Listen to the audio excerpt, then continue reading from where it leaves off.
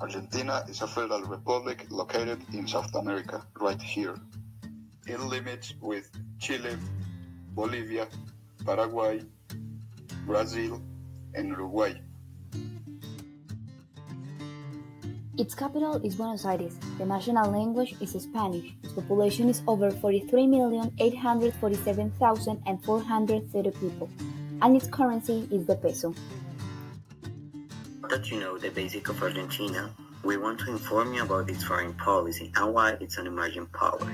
Argentina's economy is based mainly on agriculture, livestock, minery, and renewable energy. The principal trade partners are the members of Mercosur: Brazil, Paraguay, Uruguay, Bolivia, that is in process of adhesion, and of course Argentina, but also the European Union, China, and the US. During the government of the Kirchners, Argentina got better relations with most of the Latin American countries. But at the same time, the country was isolated economically with political powers such as the European Union and the US. Since the election of Mauricio Macri, the country has shown huge changes in topics such as exchange rate, economic policy, and new alliances. In terms of economic relations, the relations with Mercosur are the most dynamic, but before that, let's talk about its members. There are two types of states that participate in Mercosur. The first one are the members: Argentina, Brazil, Paraguay, Uruguay, Bolivia, and Venezuela is suspended. And the second are the associated states like Chile, Colombia, Ecuador, Guyana, Peru, and Suriname.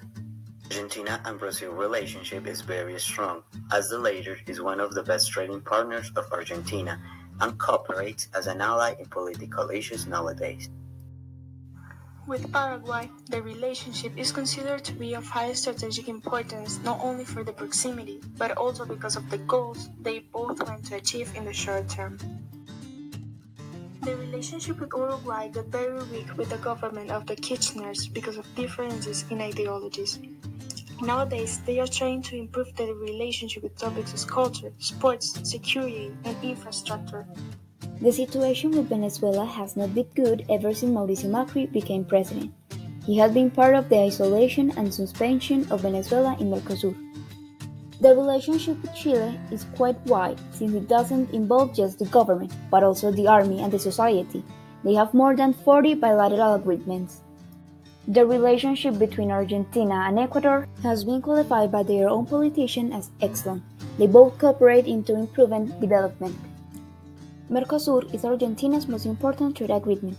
Together, the Mercosur countries have approximately 72% of the territory of South America and close to the 70% of the South American population. With the new leaderships and Venezuela's suspensions, Mercosur has the opportunity to resume negotiations with the European Commission in order to reach a free trade agreement. Some European Union members are resistant to agricultural imports, and there is a growing opposition to trade in Europe because of things like the Brexit. A potential agreement can strongly influence economic recovery for Argentina, boost investment in the region, and ultimately liberalize trade, investment, and services. Macri sees the potential deal with the European Union as a way to consolidate the new economic agenda and openness of their countries, especially during a time of rising protectionism in the US and UK. Argentina has the second largest economy in Latin America after Brazil in terms of GDP. Thus, it is the second largest of Mercosur. This country has a large amount of natural resources, and because of it, the sectors that are highly benefited are the agricultural and industrial sector. 30% of its total exports and 25% of its imports are between Mercosur members. Brazil and Argentina are the majority partners of the alliance, being the one that have greater influence. Being part of this regional integration has been important for Argentina's foreign policy, in order to boost relations and accelerate economic growth. Through the creation of trade, the reduction of tariff barriers, and the creation of foreign direct investment. Moreover, it allows the country to eliminate conflict possibilities among its members.